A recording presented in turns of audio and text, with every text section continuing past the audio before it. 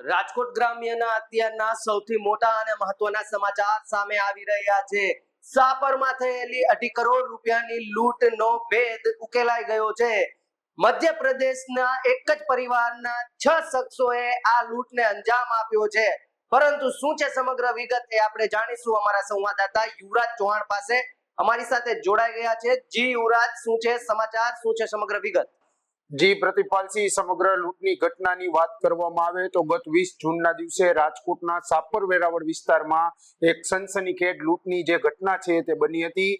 77 વર્ષીય વૃદ્ધને જે બંધક બનાવીને લૂંટારુઓએ આખી આ ઘટનાને અંજામ આપ્યો હતો। ત્યારબાદ રાજકોટ ગ્રામ્ય પોલીસ અને જુદી જુદી 12 જેટલી જે ટીમો છે તેના દ્વારા આરોપીઓને પકડવા માટે અલગ અલગ દિશામાં તપાસનો ધમધમાટ છે તે શરૂ કરવામાં આવ્યો હતો। સૂત્રોમાંથી મળતી માહિતી મુજબ રાજકોટ ગ્રામ્ય એલસીબી અને વિવિધ ટીમોએ સઘન ઓપરેશન હાથ ધરીને સાપર વેરાવળમાં થયેલી રૂપિયા 2.50 કરોડની સનાટી ભરી લૂંટનો ભેદ છે તે 6 દિવસ બાદ ઉકેલી નાખ્યો છે। આખી આ લૂંટની ઘટનાને અંજામ આપનારી મધ્યપ્રદેશની એક જ પરિવારના 6 સભ્યોની ખોખાર ગેંગના 3 સાગરીતોને પોલીસે હથિયારો તેમજ બોલેરો ગાડી સાથે મધ્યપ્રદેશ રાજ્યમાંથી ઝડપી લીધા છે।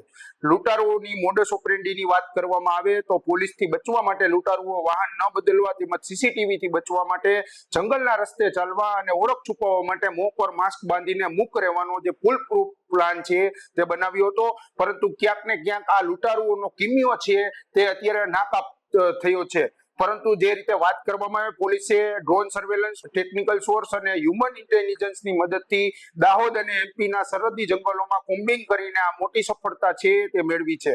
જોકે લૂંટની મોટી રકમ એટલે કે 2.5 કરોડ રૂપિયાની સાથે મુખ્ય સૂત્રધાર અને તેનો પિતરાઈ ભાઈ અને અન્ય એક સાગરીત હજુ ફરાર હોવાથી પોલીસે તેમને પકડવા ચક્રો ગતિમાન છે તે કર્યા છે। સાથે સાથે સૂત્રોમાંથી જે રીતે વિગતો સામે આવી રહી છે તે રીતે આજે અથવા આવતીકાલ સુધીમાં રેન્જ આઈજી દિલીપરાય અથવા એસપી વિજયસિંહ ગુર્જર છે તે પત્રકાર પરિષદ યોજીને અનેક ખુલાસા છે તે કરે તેવી શક્યતા છે તે સેવાઈ રહી છે। જી આભાર યુવરાજ ચૌહાણ અમારી સાથે જોડાવા બદલ। ગ્રામ્ય પોલીસની અત્યાર સુધીની આ સૌથી મોટી સફળતા કહી શકાય। 6 જ દિવસની અંદર જે સમગ્ર લૂંટની ઘટના હતી તેના આરોપીઓને ઝડપી પાડ્યા છે। હવે જોવાનું રહ્યું કે મુખ્ય સૂત્રધાર કેટલા દિવસોમાં તેમના જબે ચડે છે।